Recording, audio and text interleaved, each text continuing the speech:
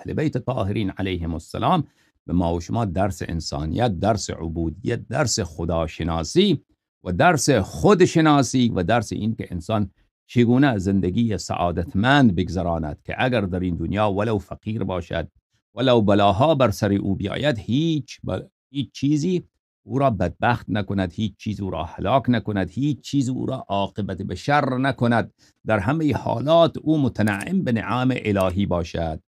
این مطالب را خدمت شما به عرض برسانم. این کتاب مبارک و شریف اصول کافی جلد دوم نوشته مرحوم کلینی رحمت الله علیه در اینجا صفحه 76 مطالبی را خدمت شما سروران خوب خودم دارم که میخوام به عرض برسانم. این باب عزیزان من باب ورع هست. باب ورع، ورع یعنی ترس، ورع یعنی ترس. رجل ورع یعنی رجل جبان، انسانی که بزدل باشد به او ورع میگویند. ورع آدم ترس داشته باشد. ترس کی را داشته باشد؟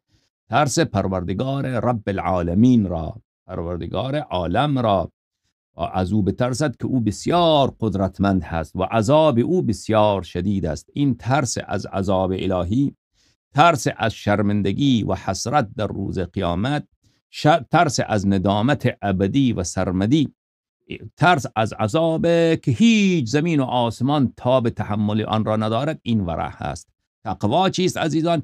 تقوا یعنی خود نگهداری. تقوا یعنی چی؟ محافظت کردن خود را. اینا هر دوشان یک چیزه، یک حقیقته، حقیقتشان یکیه، الفاظشان فرق میکنه. تقوا یعنی نگه داشتن خود را، محفوظ نگه داشتن از چی؟ از غضب الهی، از عذاب الهی، از گرفت الهی، از سوء حساب و روز قیامت این که و یا در دنیا آدم عذاب ببیند. خب ورع حق پروردگار عالم هست و ورع درس انسانیت هست که کسی از پادشاه عالم بترسد، از خالق خودش بترسد، از عذاب او بترسد، اعمال او همگیش خوب می شود و او اصلاح می شود.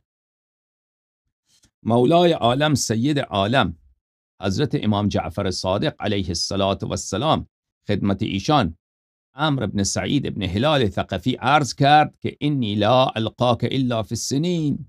من مولای من، سید من، ای امام معصوم، من هر وقت که نمیتونم خدمت شما برسم، همیشه بعد از چند سالی قدم بوسی شما حاضر میشم. فاخبرنی بشیء آخذ به، پس یک چیزی به من یاد بدهید که من از شما را سالها که نمیبینم با آن عمل بکنم و من بر راه هدایت باشم. این برای همگی ما و شماست.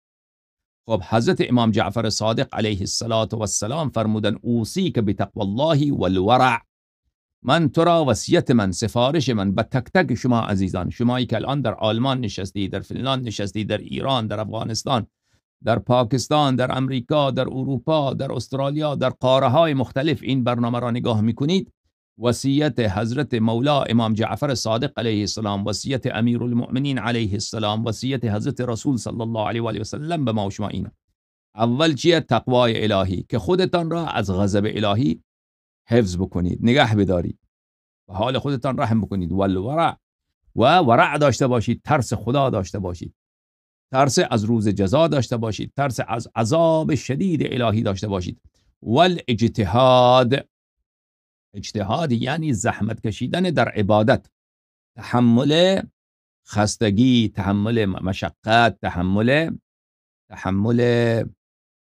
بله، این که عبادت زحمتی داشته باشد، این را باید تحمل بکنید. شما که صبح زود بلند بشید نماز بخوانید، خب این باید از بستر بلند بشوید دیگر، باید برید اونجا وضو بگیرید، بعد بیایید رو به قبله بیستید، اذان بخوانید، اقامه بگویید، نماز بگویید، بعد بشین تعقیبات بگویید، بعد سجده شکر به جا بیاورید، پس با خدای خود راز و نیاز بکنید. خب این آسان تره یا خوابیدن؟ خب خوابیدن طبیعتا آسان تره. خب این چیه؟ یک زحمتی دارد، این زحمت را باید تحمل کرد و باید خود را بیشتر زحمت داد، باید بیشتر، هرچی آدم بیشتر عبادت خدا بکند ثوابش بیشتره، اما نه اونقدر که آدم خسته بشود از عبادت. آنقدر که آدم خسته بشود از عبادت خدا اون را من فرمودند. اما عبادت باید، زحمت عبادت را باید قبول کرد. یک وقتی شما باید حج بروید، خب این سفر حج آسان که نیست، خیلی زحمت داره. خود حج اینقدر خستگی داره که بسیار زیاد. کربلا میخواید برید، پیاده روی از نجف اشرف تا کربلا، خب خستگی دارد، این را باید تحمل کرد. تحمل زحمت، تحمل مشقت و تحمل سختی عبادت. واعلم انه لا ينفع اجتهاد لا ورع فيه. و بدانید که کثرت عبادت و زحمت کشیدن در عبادت اگر آدم از خدا نترسد فایده ندارد. عبادت، ببینید عزیزان من، عبادت تنها نماز نیست، عبادت تنها کربلا رفتن نیست، عبادت تنها حج رفتن نیست.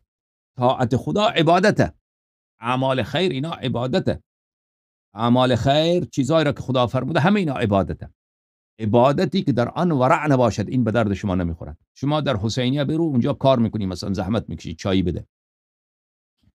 در حسینیه میری مثلا در آشپزخانه کار میکنی، برنج میپزی، یا مثلا کارهای خیر دیگر میکنی مثلا به مردم.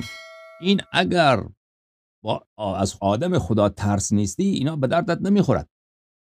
خداوند متعال فرموده که عبادت من، طاعت من با ورع باید باشد، باید از من بترسید. خب حدیث بعدی راوی میگوید که مولا حضرت امام جعفر صادق علیه السلام این چنین میفرمودند: من شنیدم که اتقوا الله و صونوا دینکم بالورع. از خدا خودتان را محفوظ بدارید، از عذاب الهی خودتان را برحذر داشته باشید، خودتان را حفظ بکنید، از آتش جهنم دور بمانید.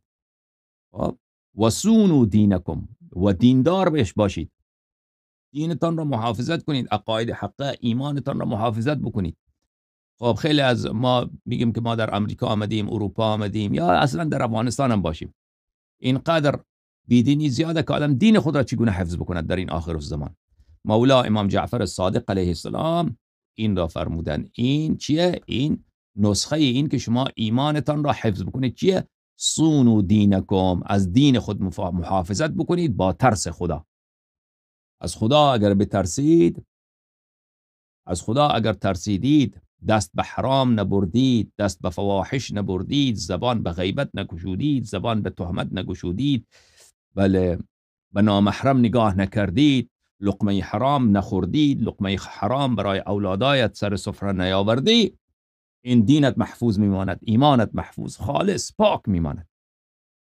پس راه حفاظت از دین چیست؟ راه حفاظت از ایمان. عاشق اهل بیت علیهم السلام، محب امام حسین علیه السلام، محب حضرت رسول صلی الله علیه و آله و سلم، اینا همش ایمان دیگر. عشق پنجتن پاک علیهم السلام، عشق 12 امام علیهم السلام، محبت آقا امام جعفر صادق علیه السلام، محبت حضرت امام عصر عجل الله تعالی فرجه الشریف، اینها همش ایمان. اینا رو چگونه باید حفاظت بکنه آدم؟ با ورع. کسی که ورع ندارد اینا محو می شود، اینا از بین می رود، ایمان از سینه آدم خارج می شود، از دل آدم فوراً می رود. کسی که ورع ندارد، کسی که عمل ندارد، کسی که از حرام اجتناب ندارد. یک کسی از به نام یزید ابن خلیفه میگوید: وعظنا ابو عبدالله علیه السلام فامر و زهد. یک روزی حضرت مولا امام جعفر صادق علیه السلام ما را موعظه فرمودند. ببخشید. سلام الله علی الحسین لعنت الله علی یزید. یک روزی ایشان ما را نصیحت کردند و امر کردند، نهی کردند و امر به زهد کردند. امر به زهد که آدم در دنیا پارسا باشد، آدم به فکر آخرت باشد، همش به فکر پول و بله دنیاداری نباشد. ثم قال، بعد فرمود علیکم بالورع، بعد فرمودن که بر شما با ترس خدا، ترس از عذاب خدا، ترس از عذاب در دنیا، ترس از عذاب انگام جان کندن، ترس از عذابی که امین الان نعمات از ما و شما گرفته بشود. شما الان چقدر نعمت داری، خودت صحتمند، خانمت صحتمند، بچه‌ت صحتمند، مثلا در کشور آمدی که اونجا امنیت از زندگی، اینا همهش چقدر زیاده، درسته؟ یک وقت دیدی یک کسی تهمت ناروا کرد، پسر زندان رفت، بعد الان بیا ثابت بکن که پسر شما بیگناه. این نعمات الهیه دیگر. باید این اگر خداوند متعال یک نعمت را از ما و شما بگیره، یک نعمت را، یک تصادف میشه که مثلا ماشین دو ماشین به هم میخوره، دیدی که یک نفر فلج شد، چقدر فلج، اون وقت میاد که اون وقت حاضری که 100,000 1,000,000 پولم که داری خرج کنی که اون فلجی خوب بشود. 10 میلیون داشته باشی، 10 میلیون هم میگه ارزش داره، میدم که این فلجی پسرم فلج شده این خوب بشه. تمام زندگی را حاضر بدیم. یعنی تمام نعماتی که ما و شما داریم هر کدامیش یک عالم میارزه. این نعمات از ما و شما گرفته بشود.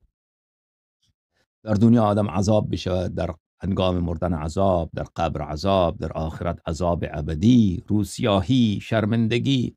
خب از این آدم باید چی کند؟ علیکم بالورع.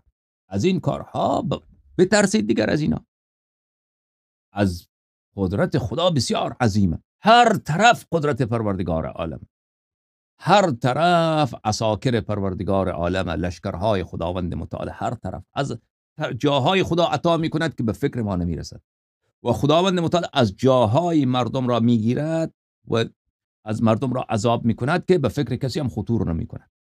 متوجه هستی عزیزان من؟ پس باید از همچین شهنشاهی، همچین پادشاهی، همچین یسبح لله ما فی السماوات و ما فی الارض الملك القدوس العزیز الحکیم. زمین، هر چی که در زمینه، هر چی که در آسمان، همگیشان تسبیح خدا میگوید. تسبیح خدا میگوید. او پادشاه است، القدوس بسیار پاک، العزیز بسیار پیروز، بر همه مسلط. هیچ سر سوزن چیزی نیست که در مقابل او به اندازه سر سوزن در برابر حکم او و اراده او بتواند مقاومت کند یا راه فراری باشد. ولی از همچین پادشاهی که او شاهد اعمال ما هست باید ترسید دیگر، باید حیا کرد. علیکم بالورع. سید عالم، آقای عالم، مدرس انسانیت، معلم انسانیت، هادی انسانیت، حضرت امام جعفر صادق علیه السلام فرمود که از خدا بترسید. فإنه لا ينال ما عند الله الا بالورع. آن چیزی که خدا وعده داده از خیر دنیا و خیر آخرت، رضای الهی، شفاعت حضرت نبی کریم صلی الله علیه و آله و سلم، رهایی از عذاب قبر، رهایی از آتش جهنم، دخول در بهشت، همنشینی با امیرالمؤمنین علیه السلام، همنشینی و همصحبتی امام حسین علیه السلام، همنشینی و همصحبتی حضرت امام جعفر صادق علیه السلام، حضرت امام عصر صلوات الله علیه و روح له الفدا. اینها اصلا امکان ندارد عزیزان که کسی به اینها دست بیابد مگر با ترس الهی. اگر از خدا نمی ترسی، اهل بیت علیهم السلام تو را دوست ندارند. یک فاجر فاسق، کسی که پروای خدا را ندارد، اهل بیت علیهم السلام نه تو را دوست دارند نه با تو کاری دارند. اون کسی که پیرو اهل بیت علیهم السلام، او پیرو اهل بیت علیهم السلام، امرش چیه؟ از خدا بترسید، از خدا بترسید.